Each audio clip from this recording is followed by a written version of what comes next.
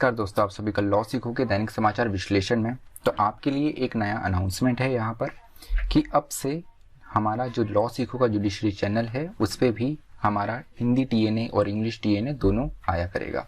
उसके अलावा लॉ सीखो का हिंदी चैनल भी स्टार्ट हो गया है, वहाँ पे भी आपको हिंदी टीएनए मिल सकता है। तो हमारा ये जो मेन लॉ सीखो का चैनल है, इस चैनल से नेक्स्ट वीक से टीएनए नहीं आएंगे, तो आप लॉ सीखो का जुडिशरी चैनल जो है वो सब्सक्राइब कर सकते हैं, जहाँ पे आपको कंटिन्यूसली अपडेट मिलते रहेगा।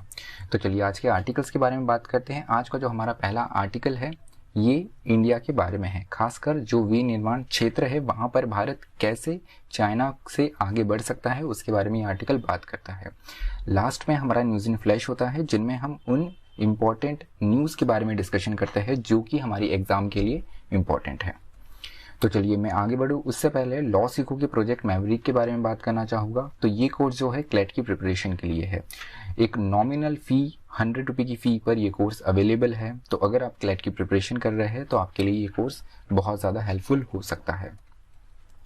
तो चलिए आज का एमसीक्यू देखते हैं जो कल के टीएनए से लिया गया है। वो ये है कि गेस्टेशनल डायबिटीज़ निम्न में से किन में पाई जाती है। आपका ऑप्शन ए है ओल्ड पीपल, ऑप्शन बी है चिल्ड्रन बच्चों में, ऑप्शन सी है प्रेग्नेंट वुमेन, या ऑप्शन डी इनमें से कोई भी नहीं।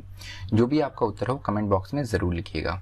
तो चलिए वर्णनात्मक प्रश्न की ओर बढ़ते हैं। वह यह है कि क्वाड क्या है और इससे भारत को क्या बेनिफिट है। तो चलिए जो फैक्ट्री फॉर द क्वाड की अगर हम बात करें तो इसके बारे में थोड़ा हम जान लेते हैं। जैसे चाइना को आज मैन्युफैक्चरिंग सेंटर माना जाता है वर्ल्ड का, लेकिन इंडिया ने भी अपनी एबिलिटी अपनी क्षमता बढ़ाई है इस पर्टिकुलर क्षेत्र में, इस पर्टिकुलर स्फीयर में। तो यहाँ पर उसी की बात की गई है कि कैसे इंडिया ने अभी तक कोविड के दौर में भी परफॉर्म किया है, जिस तरीके से बताया है कि हम भी इस एरिया में, इस स्फीयर में काफ़ी अच्छा परफॉर्म कर सकते हैं। तो ये चाइना को कहीं ना कहीं हम चाइना से इस क्षेत्र में आगे बढ़ सकते हैं और अपना भी स्पेस बना सकते हैं। तो यहाँ पर जो हमारी ग्रोइंग एबिलिटी है मैन्युफैक्चरिंग सेक्टर में, विनिर्माण क्षेत्र में, तो उसके बारे में बताया गया है। तो सबसे पहले अगर हम देखें तो पीपीई किट्स जो है, मैन्युफैक्चरिंग जो है, ये बहुत ज़्यादा हमने बनाई है। तो यहाँ पर देखने को मिला था कि जहाँ पर 0 पीपीई किट बनती थी उससे हमारा जो एबिलिटी है अब मिलियन किट्स हमने एक दिन में बनाई है पैंडेमिक के टाइम में। उसके अलावा सॉफ्ट पावर की अगर बात करें तो सॉफ्ट पावर में भी एक हमने वैक्सीन मैत्री दिखाई है। तो यहाँ पर वैक्सीनेशन के लिए सारे कंट्रीज को ज़रूरत थी। तो यहाँ पर इंडिया ने ना केवल इंडिया में ही बल्कि कनाडा, ब्राज़ील, पाकिस्तान और जो कैरिबियन कंट्रीज़ है इनको भी वैक्सीन जो है वो एक्सपोर्ट करी है। उसके अलावा large scale manufacturing of syringe by India's private industry, उसके अलावा लार्ज स्केल पर सीरिंज भी बनाई गई है और इसको भी एक्सपोर्ट किया गया है। तो अगर वो हम देखें तो 6000 पर मिनट के हिसाब से हमने सीरिंज मैन्युफैक्चरिंग करा है।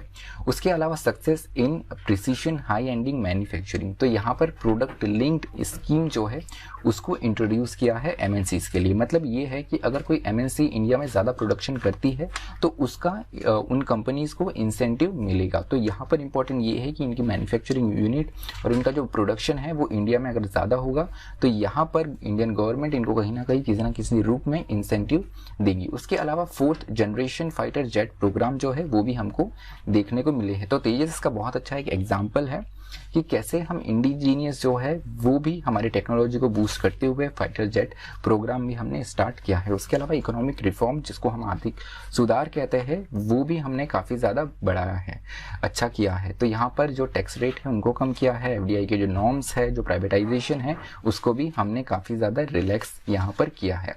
तो इंडिया वर्सेस चाइना की अगर हम बात करें तो यहाँ पर चाइना का जो बेनिफिट है वो देखा जाता है क्वालिटी, स्केल, स्पीड, स्किल और मैन पावर में। तो यहाँ पर अगर हम देखें तो यही चीज़ें जो है क्वालिटी, गुणवत्ता जो है इंडिया भी कहीं ना कहीं इस मानक पे खरी उतर रही है। उसके साथ में स्केल भी जो है इंडिया में बढ़ते जा रहा है, स्पीड और स्किल्ड मैन पावर जो भी है उस पर भी इंडिया ने काफ़ी ज़्यादा वर्क किया है। Now the operative in India without the Chinese drawback, तो यहाँ पर जो चाइनीज ड्रॉबैक एक देखने को मिलता था, कहीं ना कहीं क्वालिटी वाइज देखने को मिलता था, लेकिन वो भी इंडिया उससे आगे बढ़ चुका है। उसके अलावा due to PLI for electronics many companies such Apple, Samsung have established factories in India. तो पिछले कुछ महीनों में एक्चुअली हमको ये देखने को मिला कि एप्पल ने भी अपने एक मैन्युफैक्चरिंग यूनिट जो है वो भारत में स्टार्ट करने की बात करी। तो यहाँ पर ये भी इम्पोर्टेंट हो जाता है कि PLI जो है, प्रोडक्ट लिंक्ड इंसेंटिव्स जो दिए जा रहे हैं, उसके कारण जो इलेक्ट्रॉनिक्स कंपनी है खासकर, वो अपनी मैन्युफैक्चरिंग यूनिट जो है, फैक्ट्रीज जो है वो इंडिया में ओपन कर रही है। अब इससे एक बहुत अच्छी बात ये है कि यहाँ इंडिया में एम्प्लॉयमेंट जो है वो ज़्यादा से ज़्यादा जनरेट होगा। तो चलिए यहाँ पर कुछ फिगर्स दिए गए हैं कि कैसे अलग अलग एरियाज में जो है न्यू जॉब क्रिएट हुई। इसके पीछे कहीं ना कहीं जो प्रोडक्ट लिंक्ड इंसेंटिव स्कीम है उसने अपना बहुत बड़ा रोल निभाया है।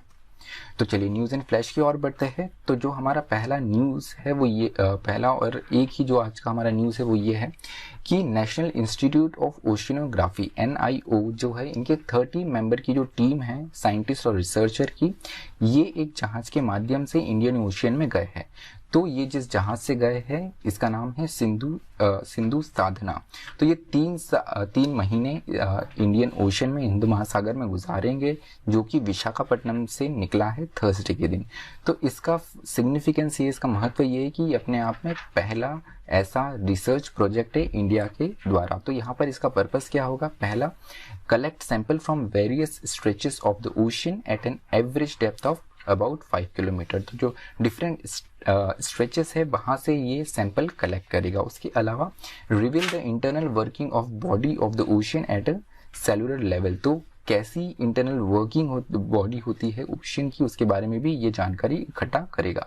उसके साथ में this will show the nutrients present और absent in them in various part of ocean. तो यहाँ पर ओशन में जो है खुदाई भी की जाएंगी, जहाँ से पता चलेगा कि कितने न्यूट्रिएंट्स जो है वो वहाँ की मृदा में, वहाँ की जो सॉइल है उसमें मौजूद है। तो ये कुछ इंपॉर्टेंट चीज़ें हैं, इसका पर्पस है, देखते इससे कितनी ज़्यादा हमें फ्यूचर में सक्सेस मिलती है। तो चलिए आज का विश्लेषण यही समाप्त होता है। इस वीडियो की PDF आपको हमारे टेलीग्राम चैनल से मिल जाएंगी, और अगर आपको और इन्फॉर्मेशन चाहिए तो वो भी आप हमारे लॉ सीखो के चैनल से ले सकते हैं। Thank you so much for listening me. Stay tuned to law सीखो।